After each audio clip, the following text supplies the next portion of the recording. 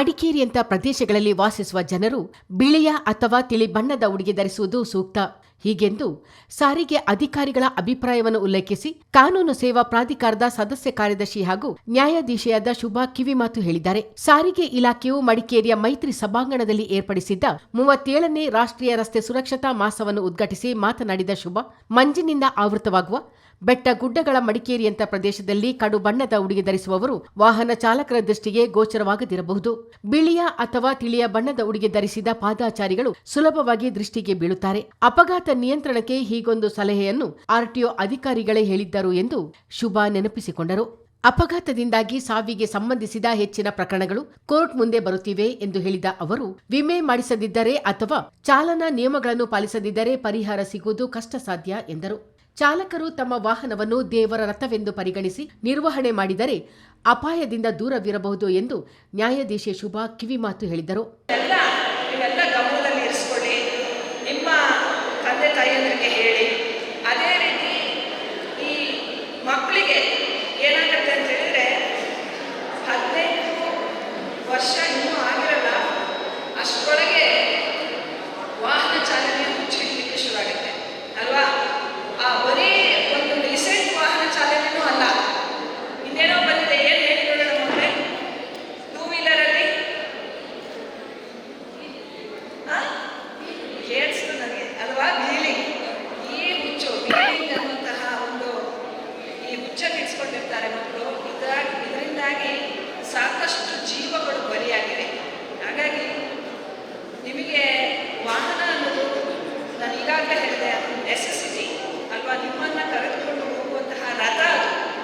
ಹಾಗಾಗಿ ನೀವು ದೇವಸ್ಥಾನದಲ್ಲಿ ರಥಕ್ಕೆ ಎಷ್ಟು ಗೌರವ ಕೊಡ್ತೀರಿ, ಹೌದಾ? ರಥೋತ್ಸವ ಅಂತ ಹೇಳಿದ್ರೆ ಎಷ್ಟು ಗೌರವ ಕೊಡ್ತೀರಿ. ಅದೇ ರೀತಿ ವಾಹನವೂ ಕೂಡ ಒಂದು ರಥ ಇದ್ದಾಗೆ ಅದು ನಿಮ್ಮನ್ನು ಒಂದು ಪ್ರದೇಶದಿಂದ ಇನ್ನೊಂದು ಪ್ರದೇಶಕ್ಕೆ ಕರೆದುಕೊಂಡು ಹೋಗುವಂತಹ ರಥ.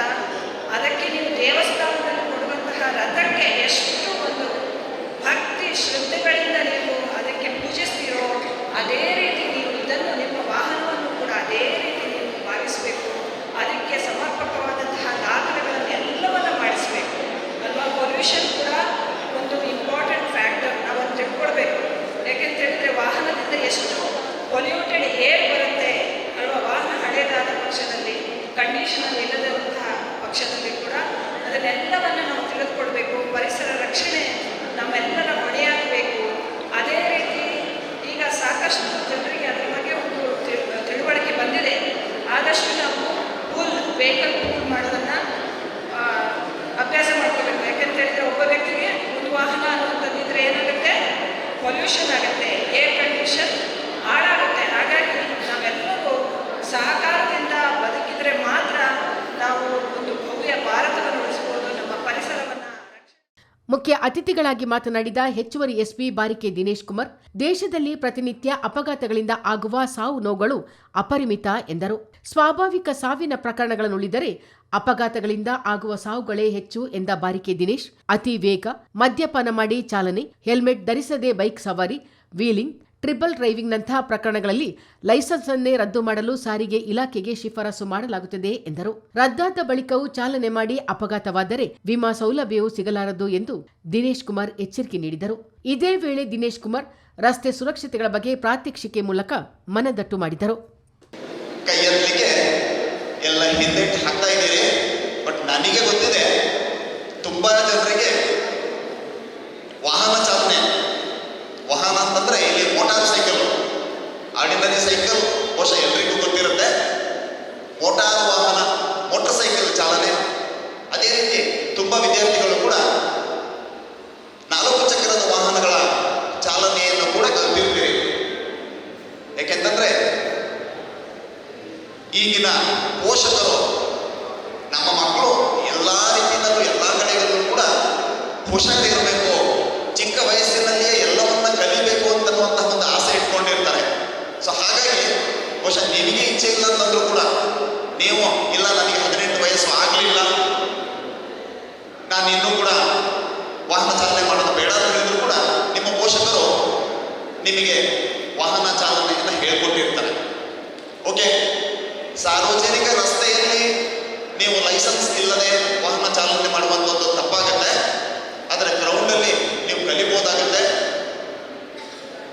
ಓಕೆ, ನಂತರ ನಾನು ಆಗ ಸಾರಿಗೆ ಅಧಿಕಾರಿಗಳಿಗೆ ಹೇಳಿದ್ದೆ, ನಮ್ಮ ಸೀನಿಯರ್ ಕಾಲೇಜ್ ವಿದ್ಯಾರ್ಥಿಗಳನ್ನು ಕೂಡ ಈ ಒಂದು ಕಾರ್ಯಕ್ರಮಕ್ಕೆ ಕರೆಸಿದ್ರೆ ಒಳ್ಳೆಯದಿತ್ತು ಅಂತೇಳಿ. ಬಹುಶಃ ನೀವುಗಳು ಶಾಲೆಗೆ ಹೋಗುವಾಗ ಎಷ್ಟೋ ಹುಡುಗರು ದ್ವಿಚಕ್ರ ವಾಹನ ಇರುವಂಥದ್ದು ಇಬ್ಬರಿಗೆ ಹೋಗಲಿಕ್ಕೆ ಮಾತ್ರ, ಟ್ರಿಪಲ್ ರೈಡಿಂಗ್ ಮಾಡುವಂಥದ್ದನ್ನ ಬಹುಶಃ ನೀವೆಲ್ಲರೂ ನೋಡಿರ್ಬೋದು. ಅದೇ ರೀತಿಯಲ್ಲಿ ಈಗ ವಿಡಿಯೋ ತೋರಿಸಿದ ಹಾಗೆ ವೀಲಿಂಗ್ ಮಾಡುವಂಥದ್ದು ಹುಡುಗರಿಗೆ ಬಹಳ ಇಷ್ಟ. ಏನೋ ಒಂದು ನಾವು ಸಾಧನೆ ಮಾಡ್ತೀವಿ, ನಾವೊಂದು ಶೋ ಮಾಡ್ತೀವಿ ಅನ್ನುವಂಥದ್ದು. ಬಟ್ ಆದರೆ ಅದರಿಂದ ತೊಂದರೆ ಉಂಟಾದರೆ ಯಾರಿಗೆಲ್ಲ ಸಮಸ್ಯೆ ಆಗುತ್ತೆ ಅನ್ನುವಂಥದ್ದನ್ನ ಮಕ್ಕಳು ಅರ್ಥಕೊಳ್ಳೋದಿಲ್ಲ. ಈ ಒಂದು ಚಿತ್ರಣವನ್ನ ನೀವು ವಿದ್ಯಾರ್ಥಿಗಳು ನೋಡಿ, ನಾವುಗಳೆಲ್ಲರೂ ಕೂಡ ಸಂಚಾರ ನಿಯಮಗಳನ್ನ ಪಾಲನೆ ಮಾಡ್ತೇವೆ ಮುಂದಿನ ದಿನಗಳಲ್ಲಿ.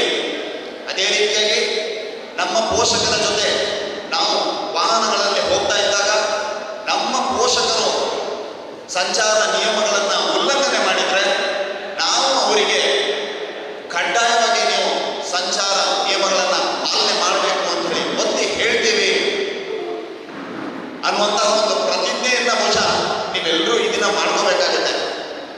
ಹೊರಗಡೆ ಅಲ್ಲಿ ಒಂದು ಸೆಲ್ಫಿ ತೆಗೆಯಲಿಕ್ಕೆ ಅವಕಾಶ ಇದೆ. ಬಹುಶಃ ನಾನು ಅಂದ್ಕೊಂಡಿದ್ದೀನಿ ಸುಮಾರು ಜನ ನೀವು ಸೆಲ್ಫಿಯನ್ನು ತಗೊಂಡಿದ್ದೀರಿ ಅಂತೇಳಿ. ಸೆಲ್ಫಿ ಅಥವಾ ಫೋಟೋಗ್ರಾಫ್ಸ್ ಅಲ್ಲಿ ನೀವು ತಗೊಂಡ ನಂತರ ಆ ಫೋಟೋಗ್ರಾಫ್ ನಿಮ್ಮ ಬಳಿ ಬಂದಾಗ ಆ ನಿಯಮಗಳಲ್ಲಿ ಏನು ಬರ್ತಿದ್ದಾರೆ ಅದನ್ನು ನೀವು ಓದಬೇಕಾಗತ್ತೆ. ಅಥವಾ ನೀವು ಇಲ್ಲಿಂದ ಹೊರಗಡೆ ಹೋಗುವಾಗಲೂ ಕೂಡ ನೀವು ಅದನ್ನು ಓದಬೇಕಾಗತ್ತೆ. ಅಲ್ಲಿ ಬರೆದಿರುವಂಥದ್ದು ನಾನು ಇರುವಂತಹ ಎಲ್ಲ ಸಂಚಾರ ನಿಯಮಗಳನ್ನು ಪಾಲನೆ ಮಾಡ್ತೀನಿ, ಎಲ್ಲ ನಿಯಮಗಳನ್ನ ನಾನು ಸಂಪೂರ್ಣವಾಗಿ ತಿಳ್ಕೊಂಡು ಅದನ್ನೇ ಪಾಲನೆ ಮಾಡ್ತೀನಿ ಅನ್ನುವಂತಹ ಒಂದು ಮಾತನ್ನ ನೀವೆಲ್ಲರೂ ನಿಮ್ಮ ಮನಸ್ಸಿನಲ್ಲಿ ಇಟ್ಕೊಂಡು ಮುಂದಿನ ದಿನಗಳಲ್ಲಿ ನೀವು ಸಂಚಾರ ನಿಯಮಗಳನ್ನು ಪಾಲನೆ ಮಾಡಿ. ಓಕೆ, ಇನ್ನು ಈ ದಿನದ ಈ ಕಾರ್ಯಕ್ರಮದ ಬಗ್ಗೆ ಬರೋದಾದ್ರೆ, ಯಾಕೆ ಬಹುಶಃ ಇದು 37ನೇ ರಾಷ್ಟ್ರೀಯ ರಸ್ತೆ ಸುರಕ್ಷತಾ ಮಾಸ ಅಂತಂದ್ರೆ 37 ವರ್ಷಗಳಿಂದಲೂ ಕೂಡ ಈ ಜನವರಿ ತಿಂಗಳನ್ನ ಈ ಒಂದು ರಸ್ತೆ ಸುರಕ್ಷತಾ ಮಾಸವನ್ನಾಗಿ ಆಚರಣೆ ಮಾಡ್ತಾರೆ. ಯಾಕೆ ಇದು ವರ್ಷ ವರ್ಷ ಪದೇ ಪದೇ ಈ ಕಾರ್ಯಕ್ರಮವನ್ನು ಹಮ್ಮಿಕೊಂಡ್ಕೊಳ್ಳುವಂಥದ್ದು ಅಂತನ್ನುವಂಥದ್ದು ಬಹುಶಃ ನಿಮ್ಮ ಮನಸ್ಸಿಗೆ ಬರ್ಬೋದು.